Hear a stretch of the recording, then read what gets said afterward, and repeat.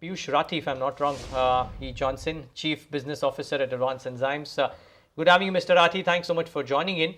Now, we spoke about this during the time of your IPO as well. It's a unique business, it's a niche business, and people are clearly rewarding it because your stock has done extremely well since listing.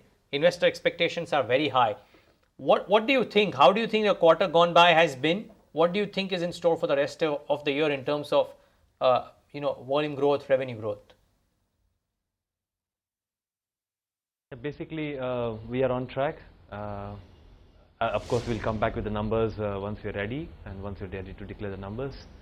But we are on track. We are basically on track what we have planned and projected for this year. Okay, that's good to hear. So you're saying that you're on track to clock in a mid-teen revenue growth, mid-20s profit growth, because that's been the track record last 5 years. Or do you think you'll be able to beat that? I'm not asking for a number. I'm just asking whether you'll be able to beat it or maintain it.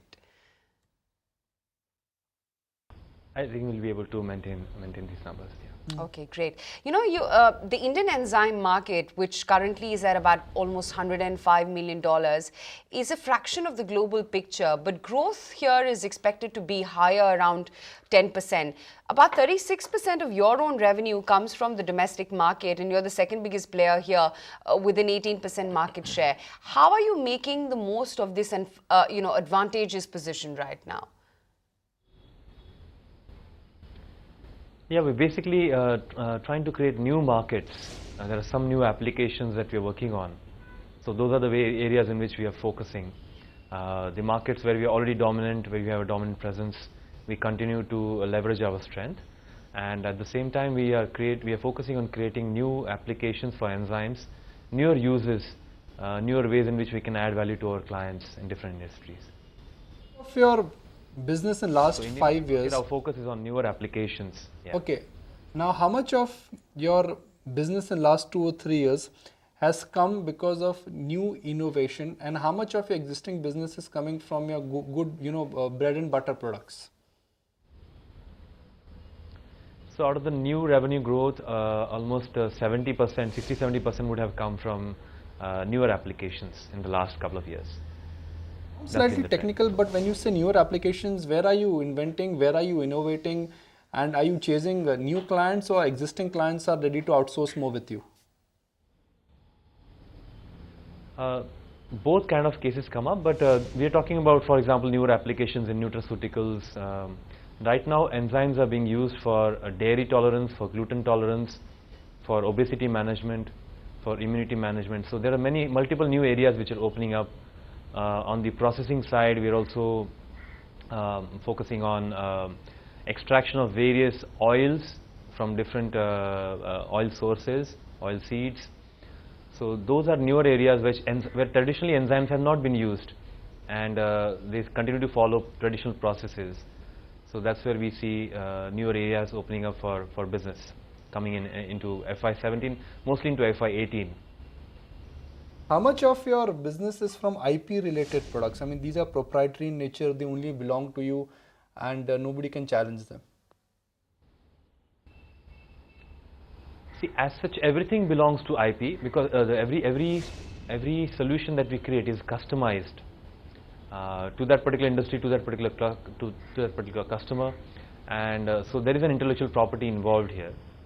Not everything, but if you say, is there a competition? Yes, there is competition, because people always consider different options, and even if there may not be enzymatic options, there are traditional options which are there for people, and therefore there is always competition, so one has to compete. So there's no monopoly as such, but there is innovation for sure, and there's intellectual property involved. Okay. The bigger 64% of your revenues, they come in from the overseas market, of which 90% is also from the US geography. We are sure it'll be above the company average growth there, but it being your key market right now, what growth trend are you seeing from the US geography, and what strategy are you really adopting hereof? We're actually seeing tremendous traction there.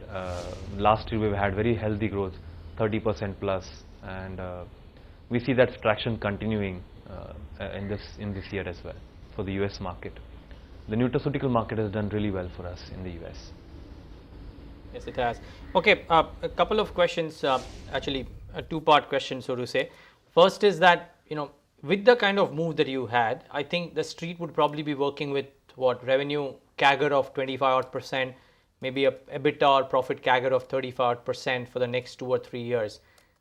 You think that is eminently doable? Yeah, in fact, we had shared these kind of numbers, with the visibility in mind. So we have visibility for FY17, and these numbers are very much applicable for FY17. But FY17 is, of course, just given our business model, given our business, FY18 is a little bit difficult to envision right now, but definitely these numbers are valid for FY17. That was going to be my next question. The street knows, I mean, you scan the research reports, which both I'm sure you and I have, you will easily figure in that the street anticipates these numbers to last till FY18. Is it possible to have some sort of view beyond FY18, say a 4-year, 5-year CAGR that you can conservatively give out right now? I think that has already been mentioned by our managing director.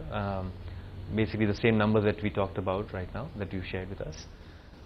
Those numbers, because as a trend, it's a structural growth industry, and we are targeting. Of course, there's no year where we target less than 20% growth, and that comes in organically. There could also be some inorganic growth opportunities that come our way. So we don't see any problem with these numbers going forward as well. Okay, Mr. Rathi, great chatting with you. Thanks much for taking the time out and speaking with us, and good luck on the future quarter ahead. We only hope that you're able to better your own track record. Find us on Facebook at facebook.com/ETNow, and don't forget to click the like button. You can also follow us on Twitter at ETNowLive. To stay updated with all our programming, hit the subscribe button on our YouTube channel by logging on to youtube.com/user/ETNow.